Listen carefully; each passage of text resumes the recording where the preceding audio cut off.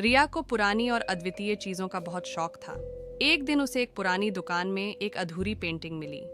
Painting में एक स्त्री का चेहरा था जो अधूरा था, लेकिन उसकी आंखें बहुत ही रहस्यमयी और जीवंत लग रही थीं। रिया ने पेंटिंग को खरीद लिया और उसे अपने घर ले आई। उसने पेंटिंग को अपने कमरे की दीवार पर टांग दिया और रोज उसे निहारती रहती। धीरे धीरे उसे लगने लगा कि पेंटिंग की आंखें उसे हर जगह फॉलो कर रही हैं। एक रात जब रिया सो रही थी, उसे एक अजीब आवाज सुनाई दी। वह उठी और देखा कि पेंटिंग में कुछ हलचल हो रही है। उसकी सांसें तेज हो गईं जब उसने देखा कि पेंटिंग का चेहरा पूरा हो गया है और वह स्त्री मुस्कुरा रही है। रिया ने मनीष को बुलाया और उसे सारी बात बताई।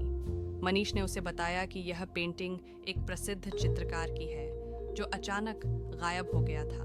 उसके बाद उसके सभी चित्रों में कुछ न कुछ अजीब घटित होने लगा था। रिया और मनीष ने पेंटिंग को नष्ट करने का निर्णय लिया, लेकिन जैसे ही रिया ने पेंटिंग को जलाने की कोशिश की, पेंटिंग की आंखें चमक उठीं और रिया बेहोश हो गई।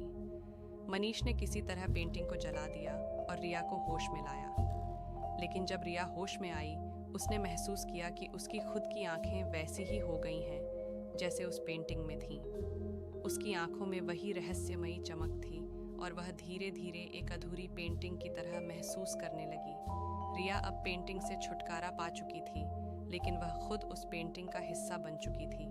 उसकी आंखों में वही रहस्य और भय था और अब वह भी एक अधूरी कहानी का पात्र बन चुकी थी। पुरानी और रहस्यमयी चीज़ों को हमेशा सावधानी से देखना चाहिए, क्योंकि समाप्त रिया अब पेंटिंग से छुटकारा पा चुकी थी, लेकिन वह खुद उस पेंटिंग का हिस्सा बन चुकी थी। उसकी आंखों में वही रहस्य और भय था और अब वह भी एक अधूरी कहानी का